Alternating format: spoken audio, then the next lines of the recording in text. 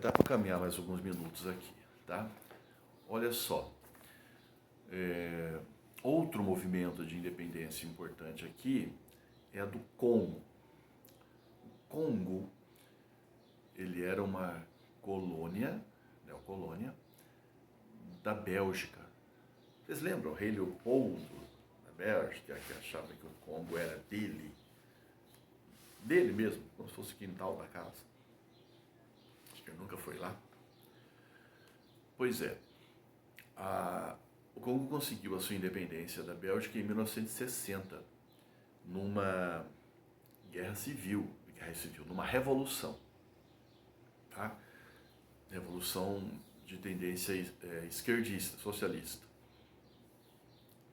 Só que o Patrick Lumumba, que foi o que liderou esse movimento e passou a ser o governante, foi sequestrado, torturado e assassinado em 1961 por um grupo de oposição ali, claro, de direita, já que ele tinha tendência à esquerda, inclusive com apoio, claro, dos Estados Unidos, que ele foi sequestrado, e de multinacionais. Aqui entra então um outro ingrediente, quer dizer, eles fizeram uma independência e acabaram caindo aqui numa guerra civil, uma guerra interna. Aqui faz com que a gente lembre aquela reflexão que fizemos sobre Ruanda. Lembra do Hotel Ruanda, que nós falamos lá da arbitrariedade na hora de fazer a divisão? Lá na Conferência de Berlim, eles dividiram o mundo entre eles, não se importando com os povos que estavam lá. Então você ficava do lado de um povo que você não gostava, ficava separado de outro, e sob o domínio de um terceiro, né? E quando esses imperialistas vão embora, você ficou ali frente a frente com aquele que você era inimigo,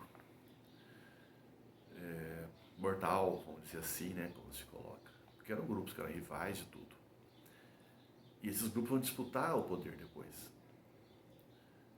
Então, o Ruanda ficou bem famoso não só pelo total de mortos absurdo, mas pela violência, né? E ali as lutas eram resolvidas no facão, né? Mas também porque depois virou uma produção cinematográfica, etc., que ajudou a espalhar um pouco do que foi isso. Então aqui no Congo também. Então você vai perceber que algumas dessas independências, a maioria delas até, elas vão sofrer esse processo de luta externa para conquistar a independência. Depois conquista, eles têm esse lance do alinhamento, esquerda ou direita, eles acabam tendo que ir, mesmo tentando lutar pelo não alinhamento, né? Tá. E fora isso, os conflitos internos de povos que são rivais, de nações que querem ser independentes, inclusive esses povos aí, cada um quer seguir seu caminho. E há essa dificuldade, tá? Bastante complicado aqui a questão do Congo. E a próxima que nós temos aqui são as colônias de Portugal. Então, as colônias portuguesas foram as últimas a conquistar a sua independência lá na África. Logo Portugal, pois é. As colônias portuguesas conquistaram a sua independência na década de 70, 1970.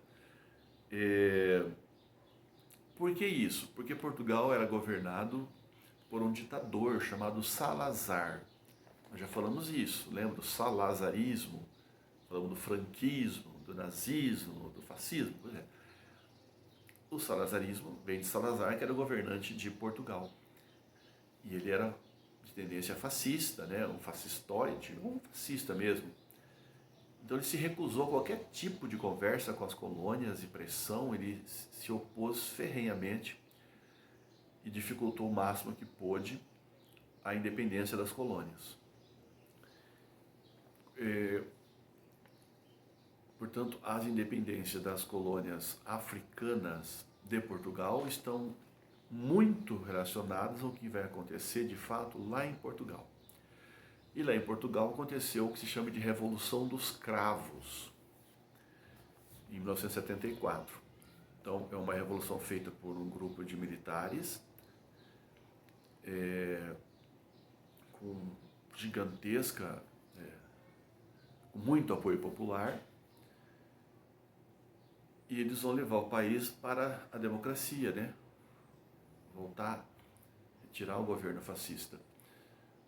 O Salazar, inclusive, sai do poder e entra um outro, Caetano, Noel Veloso, que é a mesma tendência.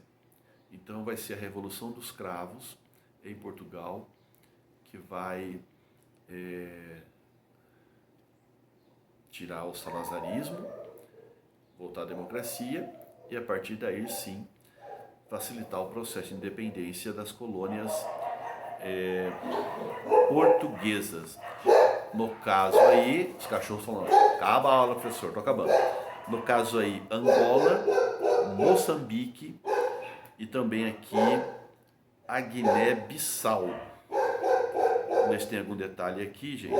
Me parece que é o que temos aí, né? Não tem qual destaque.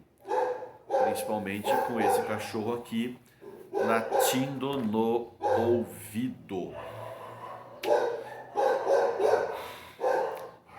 Bom, o grupo militar que tomou esse poder aí, que fez essa revolução, é o Movimento das Forças Armadas. Então, um movimento popular com apoio popular. Em abril de 1974, nós temos o início dessa Revolução dos Cravos, que acontece lá em Lisboa. O processo todo é concluído em 1976. Parabéns! A partir daí, Angola, Moçambique e outros, tá? Portugueses estão livres. Vamos parar aqui, senão não dá.